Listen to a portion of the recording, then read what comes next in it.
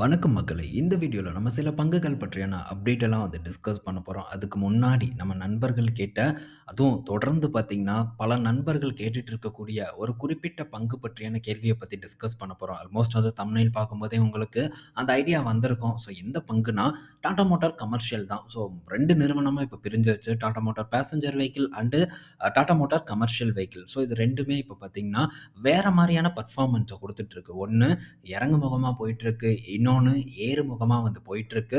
இந்த நேரத்தில நண்பர்களுக்கான கேள்வி என்னவா இருக்கு அப்படிங்கிறத பற்றியெல்லாம் நம்ம டிஸ்கஸ் பண்ணுவோம். ஸோ முதல்ல டாடா மோட்டார் கமர்ஷியல் வெஹிக்கிள் ஃப்ரெஷ்ஷா நம்ம வாங்கலாமா? அப்படின்ட்டு ஒரு செட் ஆஃப் பீப்பிள் கேட்டுட்டு இருக்காங்க. ஸோ இன்னும் சில பேர் என்ன கேட்குறாங்கன்னா, டாடா மோட்டார் பேசஞ்சர் வெஹிக்கிள் தொடர்ந்து இறங்கிட்டே இருக்கு. என்கிட்ட ஒரு 20% நஷ்டத்தில இருக்கு, 50% நஷ்டத்தில இருக்கு.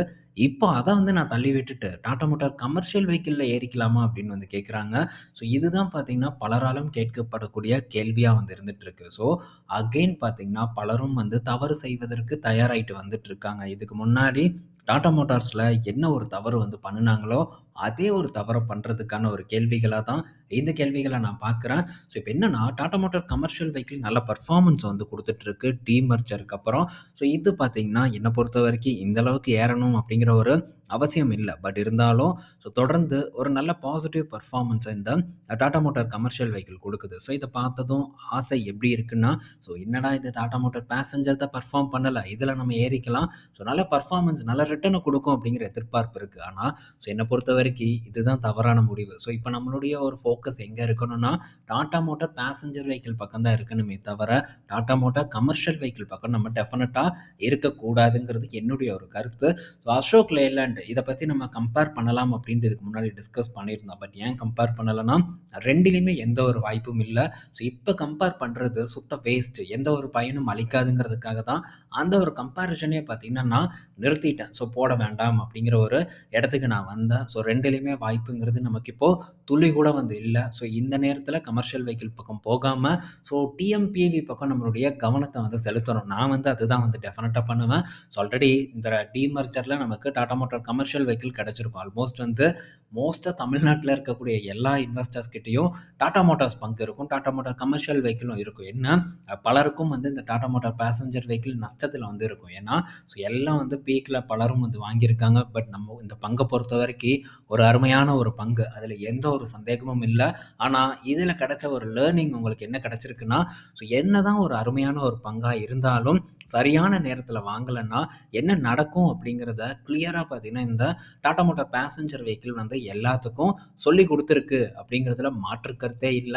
பட் இது ஒரு நல்ல நிறுவனம். ஸோ இப்போ சந்தேகமே வருது. இறங்கும்போது என்ன ஆகும் அப்படின்ட்டு. ஸோ அதனால டாடா மோட்டார் பேசஞ்சர் வெஹிக்கிள் பக்கம் என்னுடைய ஒரு கவனத்த வச்சிருக்கேன். ஸோ இத பத்தி இன்னும் நம்ம டிஸ்கஸ் பண்ணணும். இப்போ இந்த நம்ம ரீட்டெயில் இன்வெஸ்டர்ஸ் மத்தியில என்ன ஒரு மனப்பான்மை இருக்குன்னா, சியாரா அடிச்சு தூக்கிரும் அப்படிங்கிற ஒரு மைண்ட் செட் இருக்கு. நெக்ஸான் ஆல்ரெடி லீடிங் பொசிஷன்ல இருக்கு. பஞ்சும் நல்லா விக்குது. இதெல்லாம் காரணம் காட்டி டாடா மோட்டார்ஸ் வெஹிக்கிள் அதாவது டாடா மோட்டார் பேசஞ்சர் வெஹிக்கிள் நல்ல பெர்ஃபார்மன்ஸ குடுக்கும் அப்படிங்கிற ஒரு எக்ஸ்பெக்டேஷன் வச்சிருக்காங்க. இதெல்லாம் பார்த்தீங்கன்னா, துளி கூட நடக்காது. இத நான் தொடர்ந்து சொல்லிட்டு இருக்கேன். இத பத்தி நம்ம தனியா ஒரு வீடியோல டிஸ்கஸ் பண்ணுவோம். ஸோ என்னோட ஃபோக்கஸ் இதுல இந்த பேசஞ்சர் வெஹிக்கிள்ல இருக்கு அப்படிங்கிறத இந்த இடத்துல நான் தெரியப்படுத்தியிருக்கேன். அதே மாரி ஸோ இந்த 2 பங்குகள் பற்றியான கேள்விகள் கேட்டிருந்தாங்க. அவங்களுக்கும் இத பற்றியான இப்போ எக்ஸ்ப்ளனேஷன் புரிஞ்சிருக்கும் அப்படின்னு நான் நம்புறேன். ஸோ இன்னும் இத பற்றியான சந்தேகங்கள் வராது அப்படிங்கிற ஒரு எதிர்பார்ப்பு என்கிட்ட இருக்கு. ஸோ விரைவில் நம்ம டாடா மோட்டார்ஸோட இந்த பேசஞ்சர் வெஹிக்கிள் பற்றியான ஒரு அப்டேட்ட டீட்டெயில்டா டிஸ்கஸ் பண்ணுவோம். அடுத்தது பார்த்தீங்கன்னா, ஐசிஐசிஐ புரூடென்ஷியல் ஐபிஓ இப்போ வருது. ஸோ இந்த ஐபிஓவோட ஜிஎம்பி பார்க்கும்போது ரொம்ப கம்மியா தான் இருக்கு. 10%க்குள்ள தான் இருக்கு. ஸோ இதெல்லாம் போய் நம்ம முந்தி அடிச்சுட்டு போய் உள்ள பூரணும் அப்படிங்கிற எந்த ஒரு அவசியமும் இல்ல. ஸோ லிஸ்டிங் இன் மேபி கிடைக்கலாம். இல்ல ஃப்ளாட்டா வரதுக்கான வாய்ப்பு கூட இருக்கு. இப்போ ஐபிஓ ட்ரெண்ட் எப்படி இருக்குன்னா, ஆல்ரெடி ரொம்ப ஓவர் வேல்யூட் பங்கு, ஸோ இந்த மாரி ஏதேதோ தெரியாத பங்குகள் எல்லாம் நல்ல ஒரு பெர்ஃபார்மன்ஸ குடுக்குது. வெல் நோன் கம்பெனிஸோட பெர்ஃபார்மன்ஸ் அந்த அளவுக்கு சிறப்பா இல்ல. காரணம் இந்த வெல் நோன் கம்பெனிஸ் பார்த்தீங்கன்னா, ஸோ ரொம்ப ஓவர் வேல்யூட் பொசிஷன்ல தான் லான்ச் பண்றாங்க. டாடா கேபிட்டல் உதாரணத்துக்கு. ஸோ இதெல்லாம் பார்த்தீங்கன்னா, ரீசென்ட்டா வந்த ஒரு சுமாரான ஒரு ஐபிஓ அப்படின்னு சொல்லலாம். அந்த லிஸ்ட்ல இதுவும் சேருமோ அப்படிங்கிற எதிர்பார்ப்பு இருக்கு. இந்த ஐபிஓ பக்கம் டெஃபினட்டா நான் அப்ளை பண்ண மாட்டேன். நல்ல ஐபிஓல அப்ளை பண்ணுனா, அதாவது நல்ல லிஸ்டிங் கெயின் குடுக்குற ஐபிஓல அப்ளை பண்ணா கிடைக்க மாட்டேங்குது. ஒரே தலைவிதியா இருக்கு. பட் ட்ரை பண்ணுவோம். ஸோ வேற வழி இல்ல அப்படிங்கிறத சொல்லிட்டு அடுத்த டாபிக் உள்ள போவோம். அடுத்தது ஐஆர்எஃப்சி பற்றியான ஒரு அப்டேட்டு. ஐஆர்எஃப்சி பார்த்தீங்கன்னா, ஒரு 60,000 கோடி வந்து இந்த 3 குவார்ட்டர்ல லோன் வந்து சாங்ஷன் பண்ணியிருக்கிறதா ஒரு அப்டேட் வந்து குடுத்துருக்காங்க. ஸோ நல்ல ஒரு டிஸ்பர்ஸ்மென்ட் பண்ணியிருக்காங்களே ஐஆர்எஃப்சி அப்படின்னு நம்ம நெனைக்கலாம். பட் இவங்களுடைய ப்ராஃபிட் குரோத் எல்லாம் ஏறவே இல்ல. 2 வருஷத்துக்கு முன்னாடி எப்படி இருந்ததோ, அதே மாரியான பெர்ஃபார்மன்ஸ தான் இப்போ வரைக்கும் பார்த்தீங்கன்னா, ஐஆர்எஃப்சி டெலிவர் பண்ணிட்டு இருக்காங்க.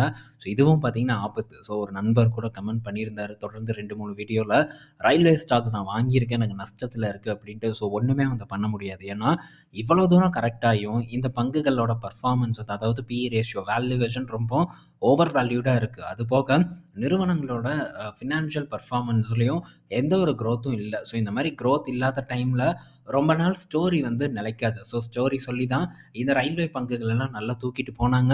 இப்போ இந்த ஸ்டோரி பார்த்தீங்கன்னா காத்திறங்கி போயிருச்சு. இனி அந்த ஸ்டோரிய யாரும் நம்ப மாட்டாங்க. நம்ப மாட்டாங்க மீன்ஸ் பெரிய ஆட்கள் எல்லாம் இதில என்ன பண்ணணும் அப்படின்னு நெனச்சாங்களோ, அத பண்ணிட்டு அவங்க போயிருப்பாங்க. ஸோ இப்ப இந்த பங்குகள் எல்லாம் கட்டி வச்சிருக்கிறது யாருன்னா, ரிட்டெயில் இன்வெஸ்டரா தான் வந்து இருப்போம். ஸோ ஒண்ணுமே பிரச்சனை இல்ல. இதெல்லாம் வந்து லெசனா தான் நம்ம எடுத்துக்கணும். ஸோ இந்த லெசன்ல இருந்து நம்ம டெஃபினட்டா பாடத்த கத்துக்கணும். ஆனா, இதே மாரி வேற ஒரு செக்டார்ல போய் நம்ம தவறு பண்ணக்கூடாது. அத வந்து மைண்ட்ல வச்சுக்கோங்க. மார்க்கெட்ல எல்லாருக்கும் அடி விழுகும். ஆனா, அந்த அடியிலருந்து நம்ம ஒரு விஷயத்த வந்து கத்துக்கணும்.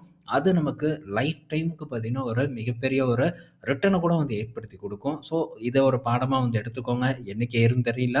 மேபி நெக்ஸ்ட் பட்ஜெட்ல அந்த ரயில்வே ஸ்டாக்ஸ பத்தி ஏதாச்சும் வாய தொறந்தா, அந்த டைம்ல ஷார்ட் டெர்ம்ல ஒரு பூஸ்ட் வந்து இருக்கலாம். ஸோ அத வந்து நம்ம பயன்படுத்தி இதிலிருந்து தப்பிக்கிறதுக்கு ட்ரை பண்ணலாம். அடுத்தது நம்ம இதுக்கு முன்னாடி டிஸ்கஸ் பண்ணோம். ஜியோ வந்து அதாவது ஜியோ ஸ்டார் பார்க்கும்போது, இந்த ஐசிஐசிஐயோட வரக்கூடிய T20 வந்து நாங்க பிராட்காஸ்ட் பண்ணல அப்படின்னு வந்து சொல்லியிருந்தாங்க. காரணம் காசு அதிகமா இருக்கு அப்படின்ட்டு. இப்ப என்ன நடந்ததுன்ட்டு தெரியல.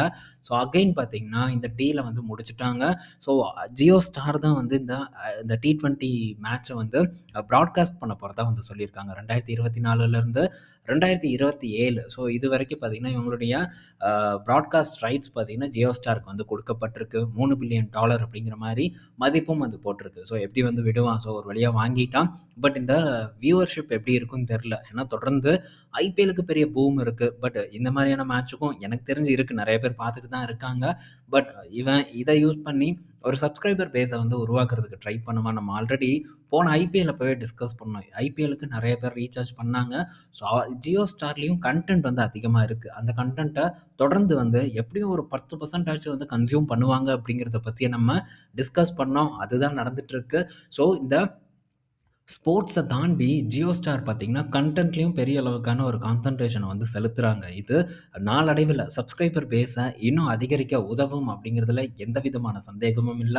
ஸோ தொடர்ந்து ட்ராக் பண்ணுவோம். இது தனி ஒரு பங்கு இல்ல. ரிலையன்ஸ்குள்ள இருக்கக்கூடிய ஒரு பங்கு.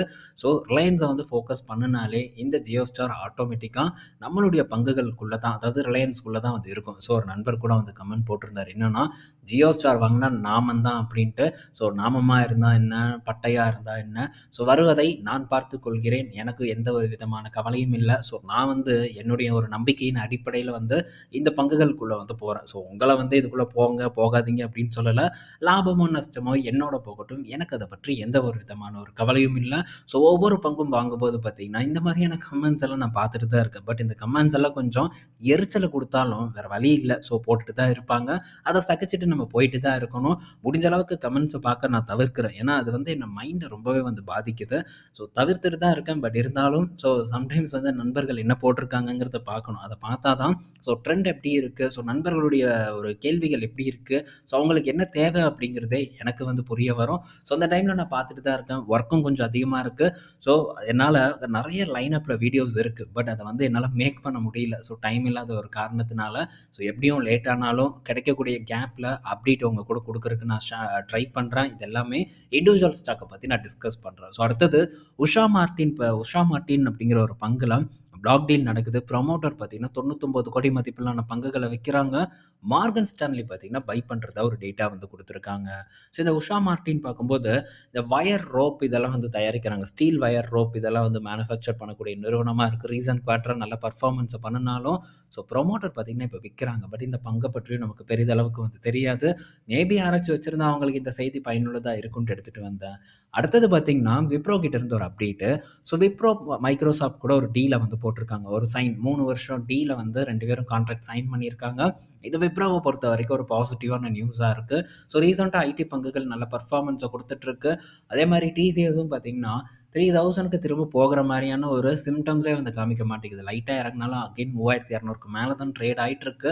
ஸோ பார்ப்போம் என்ன நடக்குதுன்ட்டு. மேபி வாய்ப்பு வந்ததுன்னா, ஸோ இதுக்கு முன்னாடி நான் வந்து ரூ. 2500 வாங்குவேன் அப்படின்னு சொல்லி வெயிட் பண்ணவங்களுக்கெல்லாம் திரும்ப ஒரு வாய்ப்பு குடுத்ததுன்னா நல்லாயிருக்கும் அப்படின்னு நான் நெனைக்கிறேன். பட் பொறுத்திருந்து பார்ப்போம் என்ன நடக்குதுன்ட்டு. ஸோ இந்த வீடியோல நம்ம பல இன்ஃபர்மேஷன் பத்தி டிஸ்கஸ் பண்ணியிருப்போம். பயனுள்ளதா இருக்கும்னு நான் நெனைக்கிறேன். ஈவினிங் நம்ம இன்னொரு வீடியோல மீட் பண்ணுவோம். பாய் மக்களே!